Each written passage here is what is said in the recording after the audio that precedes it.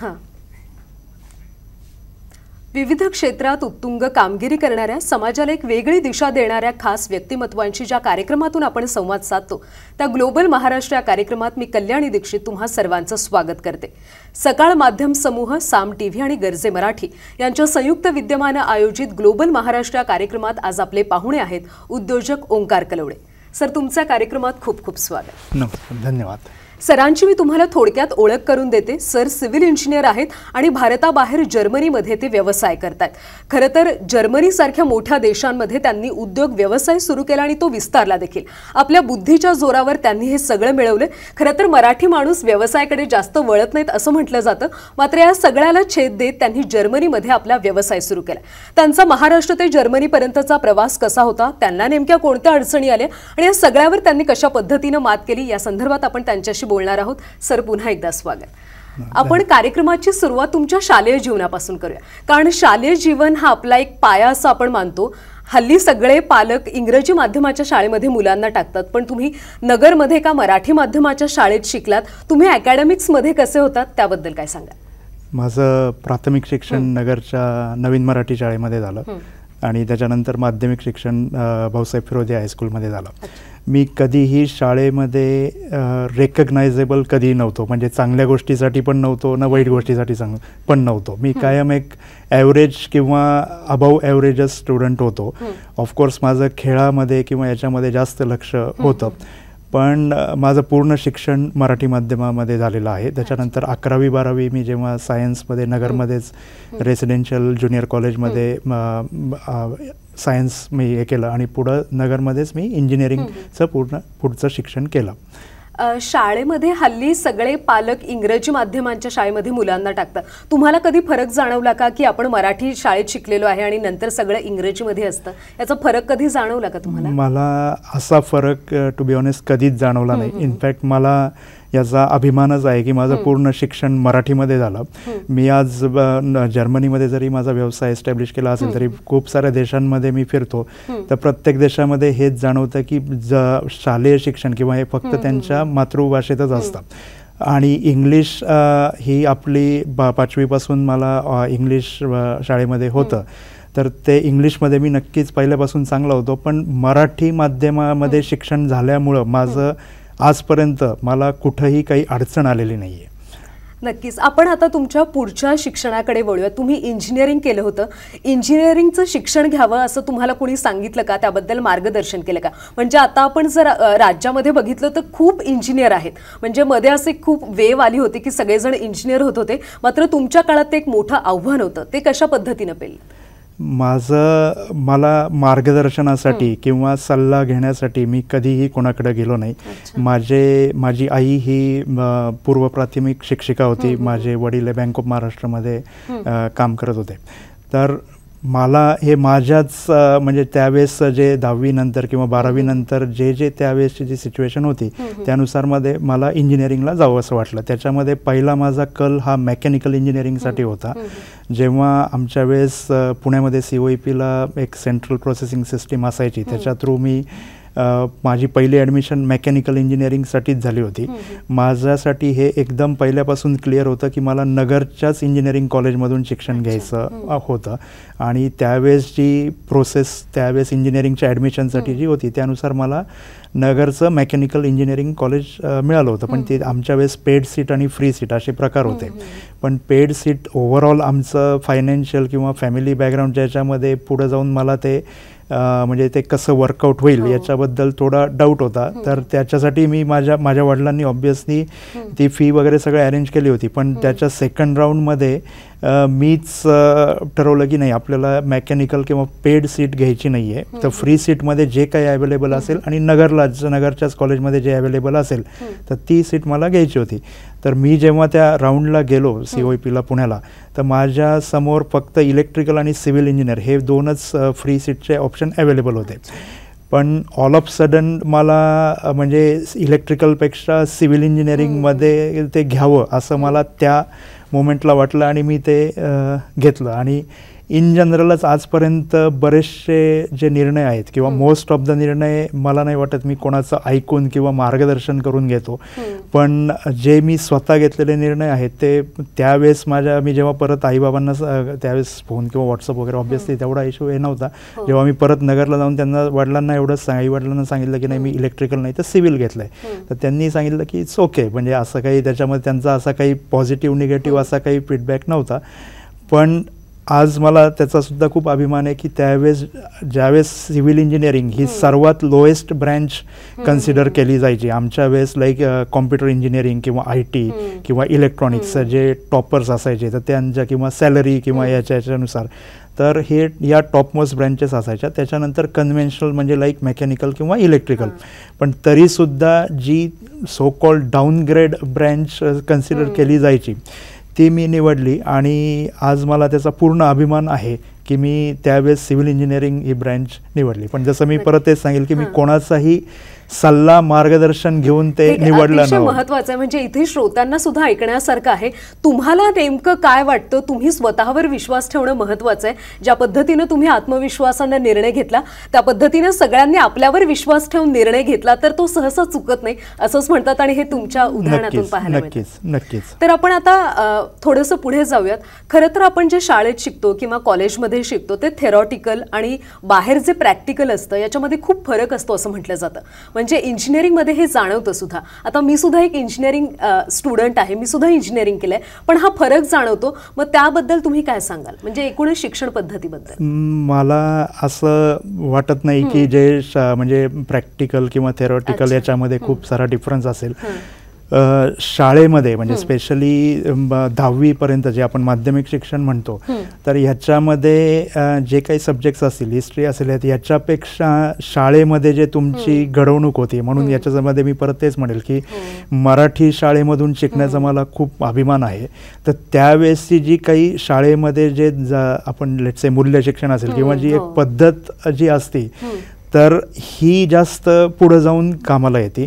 त्याच्यामुळे शालेय शिक्षणाचं म्हणजे माध्यमिक शिक्षणाचा डायरेक्टली प्रॅक्टिकल किंवा प्रोफेशनल लाईफशी डायरेक्ट संबंध नसतो, पण त्या शिक्षणामध्ये जे तुमची जडणघडण झालेली असते तीच तुमच्या पूर्ण पुढच्या लाईफसाठी म्हणजे सोशल लाईफ असेल किंवा तुमच्या प्रोफेशनल लाईफसाठी बेस असतो. आता कमिंग बॅक टू इंजिनिअरिंगमध्ये मी जसं सांगितलं की मी बऱ्याचशा देशांमध्ये काम केलेलं आहे, बऱ्याचशा नॅशनॅलिटीजच्या कलिग्सबरोबर काम केलेलं आहे. मला असं वाटत नाही की इंजिनिअरिंगमध्ये जे मी शिकलो तर ते फक्त थेरॉटिकल नॉलेज होतं आणि त्याचा प्रॅक्टिकलचा काही संबंध नसतो. आता for example me specific civil इंजिनिअरिंगमध्ये सांगेल. सिव्हिल इंजिनिअरिंगमध्ये ऑब्व्हियसली वेगवेगळ्या ब्रँचेस असतात, मग एन्व्हायरमेंटल असेल, स्ट्रक्चरल असेल. त्याच्यामध्ये पुढे जाऊन तुम्ही कोणत्या तरी एका ब्रँचमध्ये तुमचं स्पेशलायझेशन करता किंवा तुमचं प्रोफेशनल लाईफ चालू करता. पण थेरॉटिकल नॉलेज जे तुम्ही कॉलेजमध्ये इंजिनिअरिंगमध्ये शिकता आणि पुढे जाऊन त्याचा मला तरी वाटतं की डेफिनेटली संबंध असतो आणि तो तुम्ही जोपर्यंत तुमच्या प्रोफेशनमध्ये आहात तोपर्यंत तुम्हाला तो कंटिन्यू करावाच लागतो. अच्छा, मग ज्यावेळी तुमचं इंजिनिअरिंग संपलं, इंजिनिअरिंगमध्ये तुम्ही कसे होतात, म्हणजे डिस्टिंक्शननी पास झाले? मी जसं सांगे मी कायम म्हणजे एक तर म्हणेल की मी बॅकस्टेज टाईपचा पर्सन होतो आणि कधीही म्हणजे रेकग्नायझेबल कधी नव्हतो. इंजिनिअरिंगमध्ये सुद्धा of course me with first class आणि डिस्टिंक्शन पास झालो, पण मी कधी असं टॉपर असेल किंवा एकदम ड्रॉपवाला असेल असं कधी मी त्या एक माझी रेंज पहिल्यापासून मेंटेन ठेवलेली आहे. तर माझं पूर्ण अकॅडमिक्स त्याच पद्धतीने झालेलं आहे. मग इंजिनिअरिंग झाल्यानंतर पहिली नोकरी कशी केली? म्हणजे इंजिनियर झाल्यावर आपल्याला एक असतं की आपल्याला या कंपनीत जायचं आहे, म्हणजे जर कम्प्युटर असेल तर नाही मला TCS, एक प्रत्येकाचं एक एम ठरलेलं असतं. तुम्ही इंजिनिअरिंग झाल्यावर तुमचं एम काय होतं? पहिली नोकरी कुठे केली?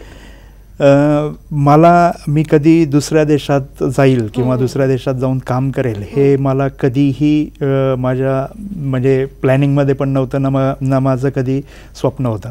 जेव्हा मी इंजिनिअरिंगच्या 3rd इयर किंवा 4th लास्ट इयरला होतो तेव्हा माझा जास्त कल हा UPSC इंजिनिअरिंग सर्व्हिसेस किंवा UPSCमध्ये जाऊन IAS IPS किंवा इंजिनिअरिंग सर्व्हिसेस थ्रू सरकारी अधिकारी बनणं हा माझा जास्त त्यावेळेसचा कल होता.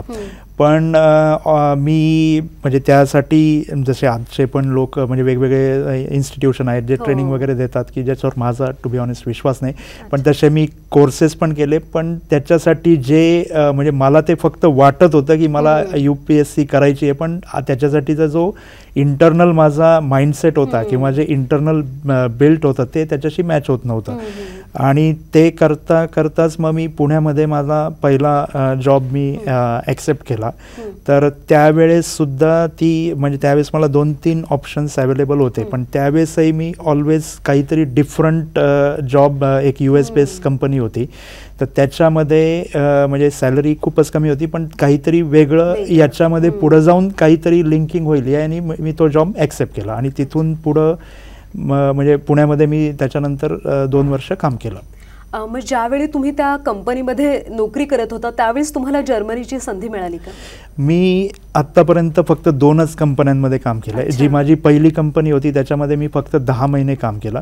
त्याच वेळेस मी माझं मास्टर इन इंजिनिअरिंग पण मी पुण्यामध्ये करत होतो. तर त्यावेळेस मला जी जर्मन कंपनी आहे आणि अजून पण 2-3 कंपन्यांची ऑफर आली होती. ज्या कंपनीमुळे मी पुढे जाऊन जर्मनीमध्ये गेलो तर त्यांनीच पुण्यामध्ये बॅक ऑफिस चालू केलं होतं आणि त्या कंपनीचा मी सेकंड एम्प्लॉई होतो. त्याच्यामध्ये मला तिथं न त्यांचा काही सेटअप नव्हता, काहीही नव्हतं, पण ज्यावेळेस तो इंटरव्ह्यू झाला तेव्हा मला इंटरनली असं वाटलं की नाही याच्यामध्ये पुढं जाऊन काहीतरी होऊ शकतं. नॉट बिकॉज की मी पुढं जाऊन जर्मनीला जाईल किंवा आहे, पण म्हणून मी तो जॉब ॲक्सेप्ट केला. त्यावेळेस मला माझा जो जर्मन कंपनीमध्ये मी जेव्हा जॉब चालू केला तेव्हा मला फक्त 7,000 रुपये पगार होता.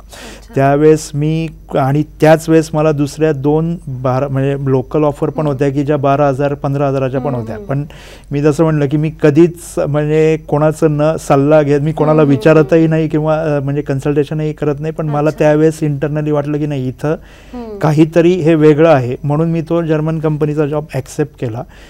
त्याच कंपनीमध्ये पुण्यामध्ये मी जसं सांगितलं की जेव्हा मी जॉबला सुरुवात केली तेव्हा मी सेकंड एम्प्लॉय होतो. माझा हार्डली 10 महिन्याचा एक्सपिरियन्स होता, पण विदिन 1 इयर त्या पुणे ऑफिसमध्ये आम्ही 2 पासून 20 इंजिनियर्सची टीम बिल्ड केली. म्हणजे त्यावेळेस मी सुद्धा माझ्यापेक्षा सिनियर लोकांना त्याच्यामध्ये रिक्रुटमेंट पण केलं किंवा त्याच्यामध्ये इंजिनिअरिंग किंवा टेक्निकली इन्व्हॉल्व होतो. आणि मग म्हणून त्या कंपनीने मला कम्युनिकेशन म्हणून जर्मनीला बोलून घेतलं. त्या दिवसापर्यंत मी कधी जर्मनीला जाईल किंवा भारताबाहेर जाऊन काम करेल असं मला कधीही विचार नव्हता.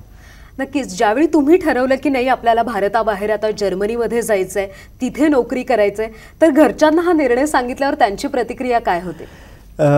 मी खरंच फॉर्च्युनेट समजेल की आज मी जे काही आहे ते केवळ माझ्या आईवडील किंवा त्यांच्या आशीर्वादामुळे. माझ्या आईवडिलांनी मला कधीही ॲज सच क्वेश्चन केलं नाही की हा तू हे का करतोय किंवा हे का करत नाही. त्यांनी फक्त मला एक ऑलवेज एक जनरल गाईडलाईन दिली. जसं मी सांगितलं की माझ्या आईवडिलांचा दोघांचाही बॅकग्राऊंड हा इंजिनिअरिंगमधला नव्हता किंवा इनफॅक्ट माझ्या पूर्ण फॅमिलीमध्ये कोणाचाही बॅकग्राऊंड इंजिनिअरिंगमधला नव्हता, पण त्यांनी मला केवळ ते एकच म्हणायचे की अरे जे करतोय ते व्यवस्थित कर, एवढंच त्यांचं हे होतं. त्याच्यामुळे त्यांच्यासाठीही इवन आजही बऱ्याच वेळा वेगवेगळ्या गोष्टी जेव्हा मी करतो तर त्याच्यासाठी त्यांना शॉकिंग असं कधीच हे नसतं ते. आणि आता तर त्यांना तेवढा पूर्ण कॉन्फिडन्स आहे की ठीक आहे तू जे करशील ते योग्यच करशील.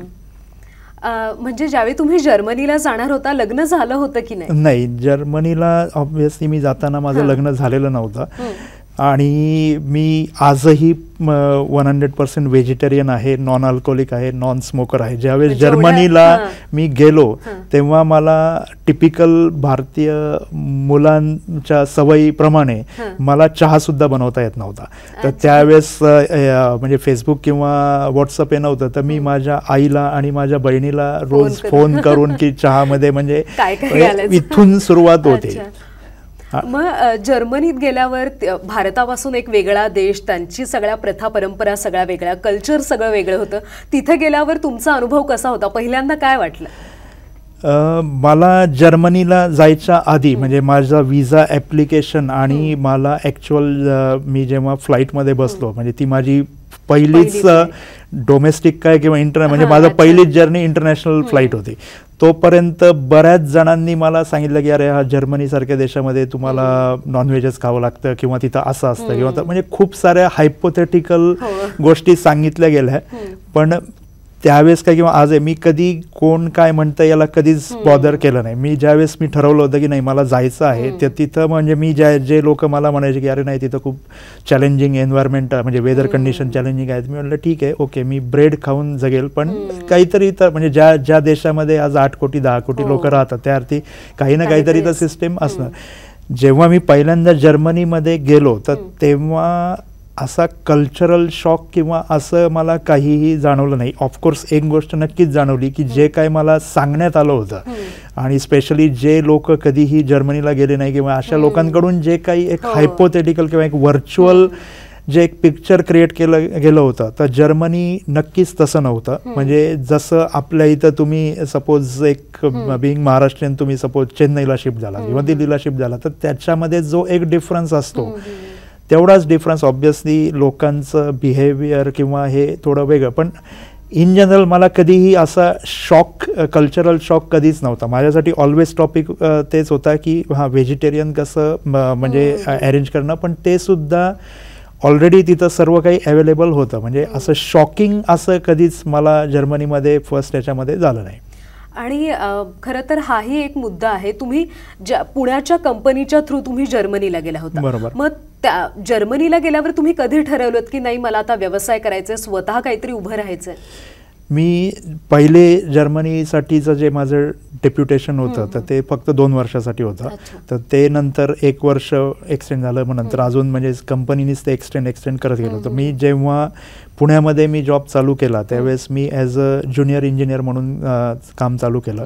त्याच कंपनीमध्ये मी जर्मनीमध्ये 2014ला मी जेव्हा कंपनी सोडली त्यावेळेस मी टेक्निकल डायरेक्टर म्हणून काम करत होतो. आणि त्या कंपनीचे जे वेगवेगळे देशांमध्ये प्रोजेक्ट्स होते, म्हणजे लास वेगास असेल, म्हणजे US असेल किंवा पॅरिस असेल किंवा बऱ्याचशा देशांमध्ये मी कंपनी रिप्रेझेंट करत होतो. म्हणजे आणि हे प्युअरली टेक्निकल बेसिसवर किंवा एक्सपिरियन्स आणि तुमच्या डेडिकेशनवरच याच्यात होतं. म्हणजे त्या जर्मन कंपनीने कधी की हा भारतीय किंवा आहे असं कधीही डिफरन्शिएट केलं गेलं नाही. पण 2014मध्ये अनफॉर्च्युनेटली माझ्या म्हणजे ज्या कंपनीमध्ये मी जॉब करत होतो तर त्या कंपनीला फायनान्शियल इश्यूज आले, तर त्याच्यामुळं त्यांना बऱ्याचशा मोठ्या प्रमाणात डाऊनसाईज व्हावं लागलं. म्हणजे आम्ही फॉर एक्झाम्पल जानेवारी 2014मध्ये 100 इंजिनियर्स होतो आणि डिसेंबर 2014मध्ये म्हणजे त्याच 12 महिन्यामध्ये आम्ही 7च जण होतो आणि त्या 7 जणांमध्ये मी एक होतो. तर त्यावेळेस त्या कंपनीच्या जे CEO आहेत त्या किंवा ओनर आहेत त्यांनी मला ती ऑफर दिली की आयदर तू कंटिन्यू कर, पण आत्ताच्या याच्यामध्ये थोडं फायनान्शियली आम्ही तुला सपोर्ट नाही करू शकत, किंवा मग I need to leave the job. तर मग त्याच्यामध्ये ऑफकोर्स मला माझ्या एक्सपिरियन्सच्या बेसिसवर जर्मनीमध्ये सुद्धा बाकीचे जॉब्स अवेलेबल होते, पण म्हणजे तो एक माझ्यासाठी टर्निंग पॉईंट होता की मी म्हणजे जॉबकडं न जाता मी स्वतःची कंपनी 2015मध्ये फॉर्म केली. आणि आत्तापर्यंतच्या जे ओव्हरऑल जे माझे ज्या करिअरमधल्या ज्या स्टेप्स आहेत तर ते ऑलवेज ज्यावेळेस प्रॉब्लेम किंवा चॅलेंजिंग सिच्युएशन आहे ते ऑलवेज माझ्यासाठी ऑपॉर्च्युनिटी ठरलेल्या आहेत किंवा मी त्या ॲज अ ऑपॉर्च्युनिटी म्हणून कन्वर्ट केलेलं आहे. तर अशा प्रकारे मी 2015मध्ये माझी स्वतःची म्हणजे दुसरा जॉब घेण्यापेक्षा मी स्वतःची कंपनी चालू केली. नक्कीच इथे हा एक अतिशय महत्त्वाचा मुद्दा आहे. एखादी अडचण आली, एखादा निर्णयाचा क्षण आला तर त्याच्याकडे आपण संधी म्हणून पाहिलं पाहिजे, हेच तुमच्या या सगळ्या बोलण्यातून कळलं. तर ज्यावेळी तुम्ही जर्मनीमध्ये कंपनी सुरू केली, सुरुवात कशी झाली? म्हणजे भांडवल उभं करणं, त्यामध्ये कामगार कामाला येणं, हे सगळं कसं होतं? माझी जी कंपनी आहे ती इंजिनिअरिंग कन्सल्टन्सी आहे जर्मनीमधली. तर याच्यामध्ये आमच्यासाठी भांडवल हे फक्त तुमचं ह्युमन रिसोर्स आणि जे इन्फ्रास्ट्रक्चर म्हणजे कॉम्प्युटर्स असेल किंवा म्हणजे आम्ही मटेरियलिस्टिक याच्यामध्ये नव्हतो मी त्यावेळेस 2015मध्ये. तर 2015 आणि 2016 हे मी फक्त एकटाच काम करत होतो. त्याच्यामध्ये मीच पूर्ण मार्केटिंग करत होतो, मीच पूर्ण सर्व गोष्टी ऑर्गनाईज करत होतो. मेजर 2014 आणि 15मधला डिफरन्स हा होता की 2014पर्यंत जरी जर्मन कंपनी होती माझी आधीची, पण आमचे सगळे प्रोजेक्ट इंटरनॅशनल प्रोजेक्ट होते. त्याच्यामुळं आमची जी वर्किंग लँग्वेज होती ती इंग्लिश होती. पण ज्यावेळेस मी 2015मध्ये माझा स्वतःचा व्यवसाय चालू केला तर त्याच्यामध्ये जर्मन लँग्वेजमध्ये मध्येच तुम्हाला कम्युनिकेट करणं किंवा ओव्हरऑल बिझनेस लँग्वेज ही जर्मन लँग्वेजच आहे, आजही जर्मनीमध्ये तेच आहे. त्याच्यामुळं मला बराचसा काळ त्या जर्मन लँग्वेजवर प्रोफिशियंट होण्यामध्ये त्याच्यामध्ये गेला. पण अगेन जसं मी जाणेल की ती त्यावेळेसची ती चॅलेंजिंग सिच्युएशन होती. त्याच्यामुळं मी खूप म्हणजे लिटरली 3 ते 4 महिन्यामध्ये ज्या डिफरंट लेवल्स असतात like A1, A2, B1, B2, तर मी 3 म्हणजे नॉर्मली 9 ते 10 महिने लागतात, तर ते मी 3 महिन्यामध्ये त्या 3 लेवल पास पण झालो होतो. तर मग ते त्याच्यानंतर मग पहिले 2 वर्ष मी लाईक एकटाच पूर्णपणे काम करत होतो. आणि जसं जसं माझं म्हणजे इनफॅक्ट मला 2015मध्ये जे आमचं टॅक्स ज्या सिटीमध्ये मी त्यावेळेस राहत होतो, तर त्या सिटीच्या टॅक्स ऑफिसकडून पण मला रिमार्क होता की बिईंग फॉरेनर तुम्ही पहिल्याच वर्षी एवढा प्रॉफिट कसं काय केला. म्हणजे दॅट वॉज तो ईमेल आजही माझ्याकडे आहे. तर म्हणजे मला म्हणजे भांडवल किंवा बाकीच्या गोष्टी या म्हणजे वेगळ्या आहेत, त्या सर्व काही अरेंज होतात. मेन बिझनेस चालू करताना नक्की त्या लोकल मार्केटमध्ये किंवा कोणत्याही मार्केटमध्ये नीड काय आहे हे जोपर्यंत तुम्हाला समजत नाही आणि ती नीड जर का तुम्ही केटर केली तर मग बाकीच्या गोष्टी ऑफकोर्स चॅलेंजिंग असतात, पण त्या ऑर्गनाईज करायला तेवढा म्हणजे कम्पेअर्ड टू बाकीच्या याला वेळ लागत नाही किंवा there are always some way outs. नक्कीच.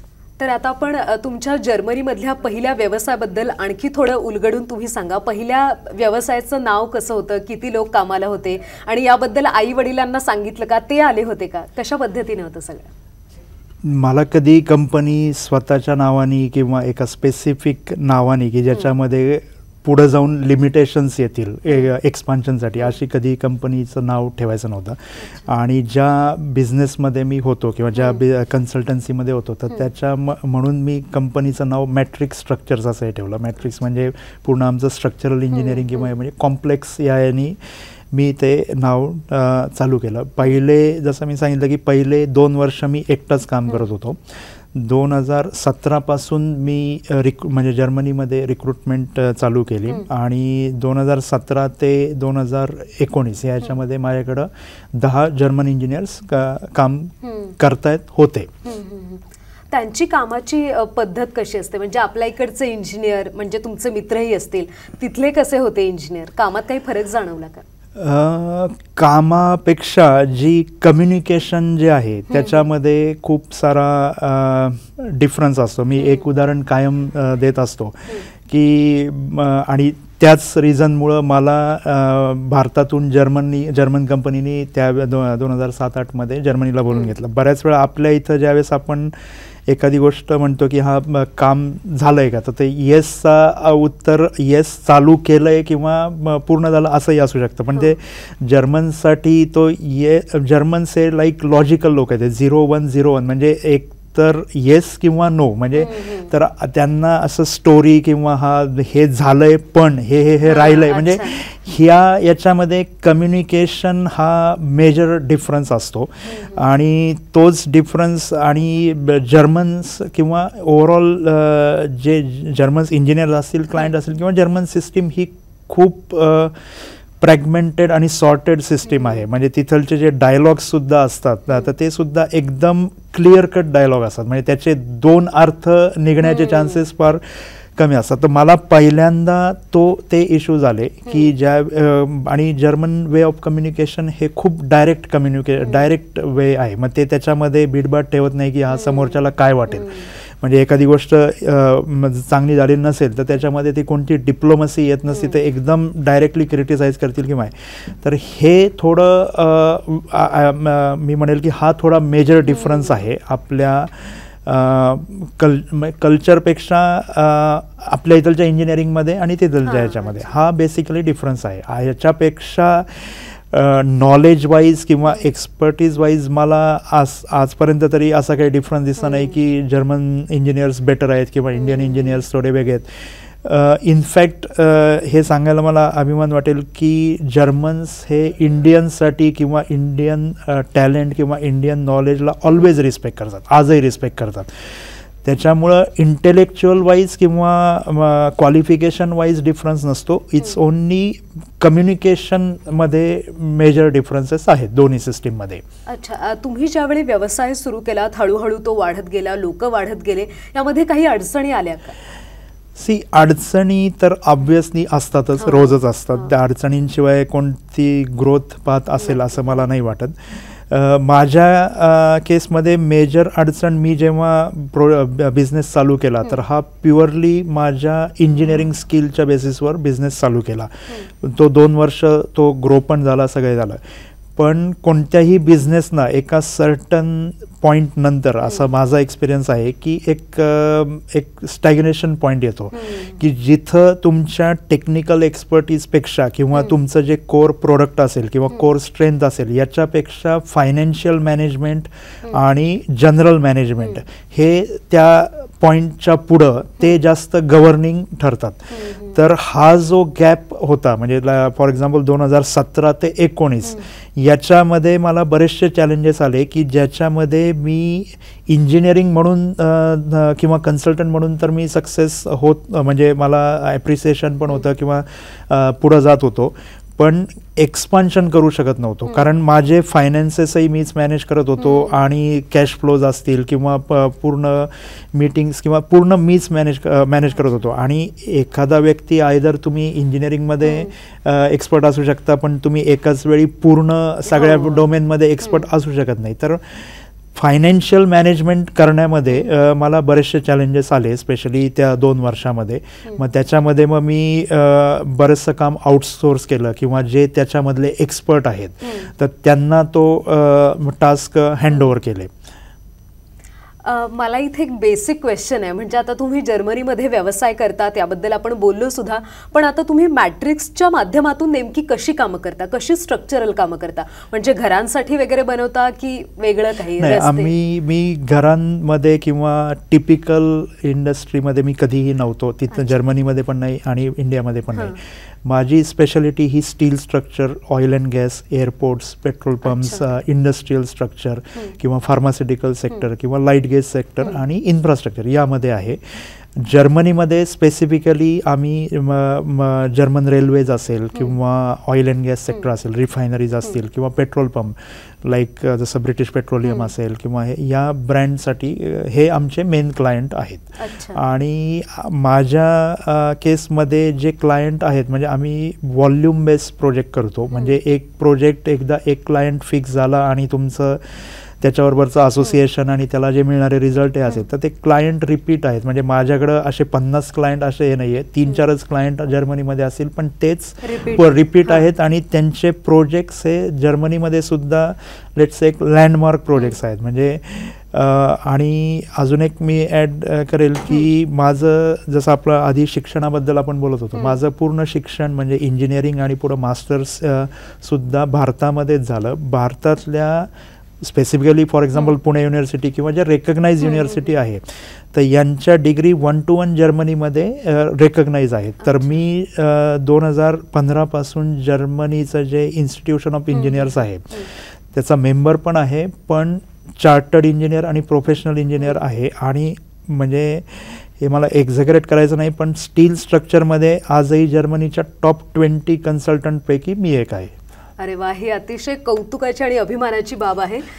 मला इथे अजून एक प्रश्न होता. आता तुम्ही गॅस किंवा पेट्रोलियम, रेल्वे हे सगळं सांगितलं, यासाठी तुम्ही काम करता, म्हणजे त्यांच्या स्ट्रक्चरसाठी तुम्ही स्टील डिझायनिंग करता? करेक्ट. आम्ही त्यांचं कन्सेप्ट डिझाईन, म्हणजे जेव्हा फॉर एक्झाम्पल एखादी नवीन, अच्छा, म्हणजे तुम्ही तिथे ऍक्च्युअल साईटवर काम करते, त्याचं तुम्ही डिझाईन बनवते? मी 2020 पर्यंत फक्त कन्सल्टंट म्हणूनच काम करत होतो. म्हणजे साईटवर आम्हाला फक्त टेक्निकल मीटिंग्स, कोऑर्डिनेशन मीटिंग किंवा साईटवर ड्युरिंग कन्स्ट्रक्शन काही टेक्निकल चॅलेंजेस असेल तरच जावं लागायचं.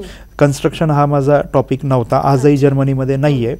पण 2020 पासून इंडियामध्ये मी जे कामं करतोय तर ते टर्नकी कामं करतोय. म्हणजे याच्यामध्ये इंजिनिअरिंग पण आम्हीच करतो आणि कन्स्ट्रक्शन पण आम्हीच करतो. स्पेसिफिकली सेम सेक्टर, मग फार्मास्युटिकल सेक्टर असेल किंवा ऑइल अँड गॅस असेल किंवा एअरपोर्ट्स असतील.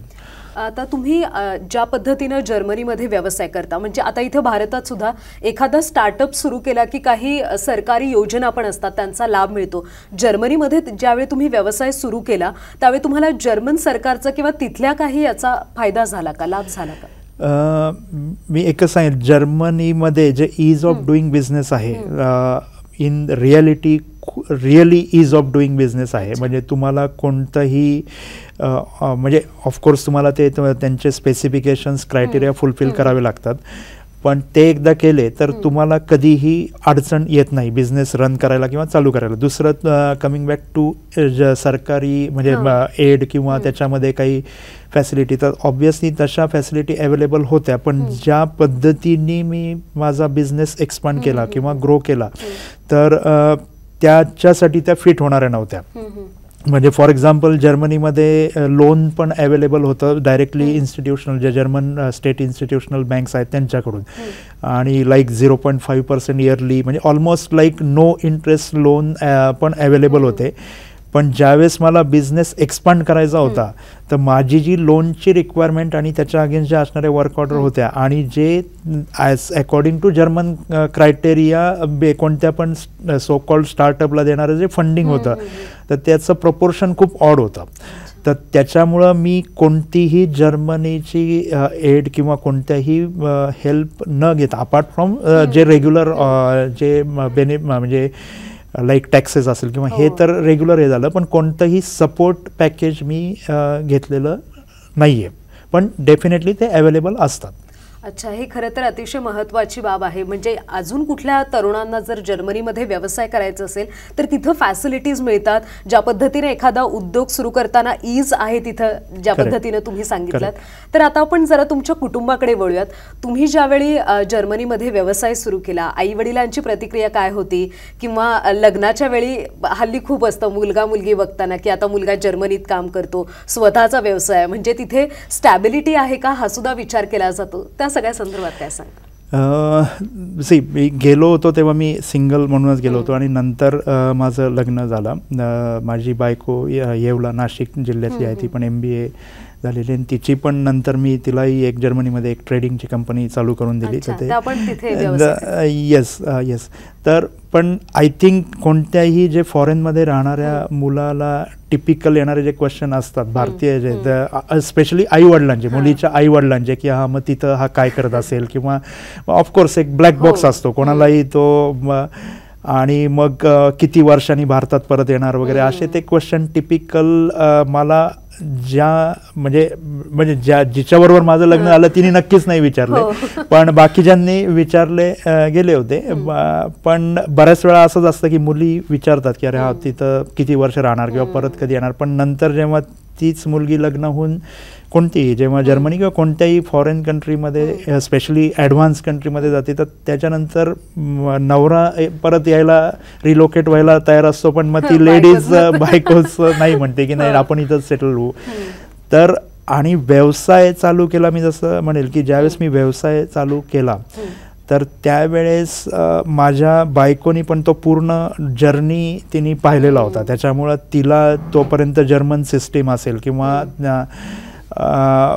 असं कधी तिने म्हणजे ती ऑलवेज सपोर्टच केला तिने, किंवा कोणत्याही याच्यामध्ये की नाही आता याच्यामध्ये खूप जास्त रिस्क आहे किंवा तू काही करू नको. म्हणजे माझे आईवडील असतील किंवा माझी बायको यांनी कायम माझ्यावर विश्वास ठेवला की ठीक आहे, म्हणजे यू कॅन प्रोसीड फर्दर, आम्ही तुझ्याबरोबर आहोत म्हणून.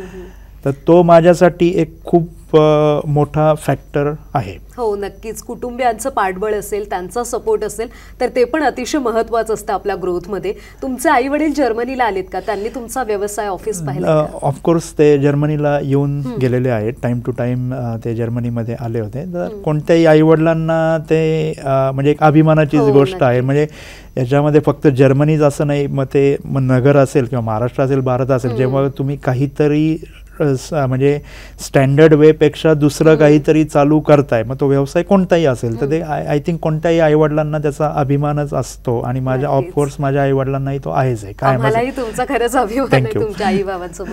आता आपण पुन्हा तुमच्या व्यवसायाकडे येऊयात. आता तुम्ही स्ट्रक्चरल मध्ये सुद्धा आहात, डिझायनिंग मध्ये आहात, साईटवर सुद्धा तुमची कामं सुरू असतात. पुढच्या काळामध्ये अजून व्यवसाय कुठल्या मार्गाने विस्तारावा असं वाटतं? दोन भाग आहेत. एक तर जर्मनीमध्ये जे माझे बिझनेस किंवा जे बिझनेस डोमेन आहे तर ते जसं मी सांगितलं की ऑइल अँड गॅस असेल, पेट्रोलियम सेक्टर असेल किंवा फार्मास्युटिकल सेक्टर आहे, तर त्याच्यामध्ये तर आम्ही पुढं ग्रोथ करतोच आहे. त्याच्यामध्ये मी आता मोर दॅन स्ट्रक्चरल इंजिनिअरिंग आम्ही डिजिटल इंजिनिअरिंग म्हणजे आता तुम्ही जर का IT सेक्टर पाहिलं किंवा कोणतंही ऑर्गनाइज सेक्टर पाहिलं तर त्याच्यामध्ये ITचा म्हणजे कोणते पण ॲप असतील किंवा खूप डीपमध्ये पेनिट्रेशन झालेलं आहे. कन्स्ट्रक्शन इंडस्ट्री वर्ल्ड वाईड, मग ते जर्मनी असेल, US असेल किंवा इंडिया असेल, ही आजही माझ्या मते ही ऑर्गनाइज नाही आहे. ऑर्गनाइज नाही in terms of the as a process. म्हणजे तर आता मी स्ट्रक्चरलपेक्षा जास्त जे digital engineering in construction sector तर याच्यामध्ये आम्ही जास्त फोकस करतो आहे. मी आत्ता रिसेंटली म्हणजे नगरमध्ये असेल किंवा इथं माझ्या मुंबईच्या ऑफिसमध्ये सुद्धा एक मेजर रिक्रुटमेंट करतो आहे. ऑलमोस्ट एक 50 ते 70 इंजिनियर्ससाठी आम्ही आता रिक्रुटमेंट करतो आहे, स्पेशली डिजिटल इंजिनिअरिंगसाठी. आणि माझा याचा पुढचा जो जर्मनीसाठी किंवा स्पेसिफिकली इंडियासाठी आणि इंडियामध्ये सुद्धा इन्फ्रास्ट्रक्चर सेक्टर म्हणजे जिथं ब्रिजेस असतील किंवा टनेल्स असतील किंवा कोणतेही मोठे प्रोजेक्ट की जे ऑलवेज कॉस्ट ओव्हररन होतात किंवा त्याच्यामध्ये क्वालिटीचे इश्यूज असतात किंवा बरेचसे काही इश्यूज असतात, तर याच्यामध्ये मेन जो टॉपिक आहे तर तो एक जो ऑर्गनाइज जे एक प्रोसेस सेटअप जे पाहिजे की एंड टू एंड जे प्रोसेस सिंक्रोनाइज नाही आहे, तर आम्ही आत्ता डिजिटल इंजिनिअरिंग थ्रू म्हणजे इंडियन गव्हर्नमेंटच्या पण काही मिनिस्ट्रीजला ऑलरेडी माझे प्रेझेंटेशन झालेले आहेत, त्यांच्याकडून ऑलरेडी त्याच्यासाठी अप्रुव्हल पण आहे. त्याच्यासाठी आम्ही प्रूफ ऑफ कन्सेप्टवर ऑलरेडी काम करतो आहे आणि सेम कन्सेप्टवर आम्ही जर्मनीमध्ये पण काम करतो. तर माझी पुढची डायरेक्शन कन्सल्टन्सीमध्ये मोर डिजिटल इंजिनिअरिंगमध्ये जाणे आणि इंडियासाठी जे स्पेसिफिकली जे बूमिंग सेक्टर आहे म्हणजे लाईक एअरपोर्ट्स असेल किंवा फार्मास्युटिकल असेल किंवा स्पेशल टनेल्स किंवा ब्रिजेस असतील, मग ते रेल्वेचे असतील, मेट्रोचे असतील किंवा जिथं व्हॅल्यू इंजिनिअरिंग करून कॉस्ट ऑप्टिमायझेशन किंवा कॉस्ट रिडक्शन कसं करता येईल. म्हणजे जिथं 100 टन स्टील लागणार आहे तर तेच considering all the safety criteria किंवा सेम स्पेसिफिकेशन 100 टनच्या ऐवजी 60 टनमध्ये कसं करता येईल. तर या बेसिसवर इंडियामध्ये टर्नकी प्रोजेक्ट घेणं हा माझा पुढच्या इयर्समधला इंडियासाठीचा प्लॅन आहे. नक्कीच डिजिटायझेशन ज्या पद्धतीनं वाढतंय त्यामुळे त्या क्षेत्रात सुद्धा पाऊल टाकणं महत्त्वाचंच आहे. तुम्ही भारतात काही काम केलंय का? म्हणजे ज्या पद्धतीनं जर्मनीमध्ये स्ट्रक्चरल डिझाईन किंवा प्लॅनिंग केलं तसं भारतात काही काम केलं? भारतामध्ये मी 2020-21 पासून टर्नकी प्रोजेक्ट्स घेणं चालू केलंय. अदरवाईज माझं ऑफिस जरी 2018मध्ये मी अहमदनगरमध्ये सेटअप केलं, तिथं 45 इंजिनियर्स काम करतात आज, पण ते माझ्या जर्मन प्रोजेक्ट्सवर ॲज अ बॅक ऑफिस म्हणून काम करत होते.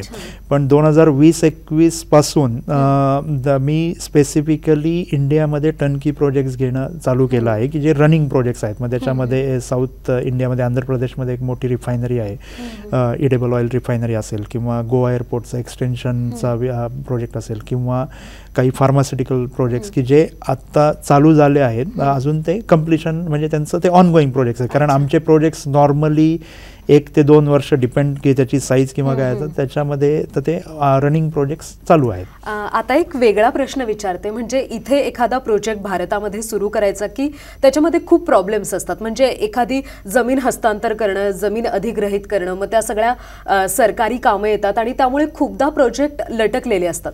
मग जर्मनीमध्ये एखादा प्रोजेक्ट सुरू करताना अशा काही अडचणी येतात का?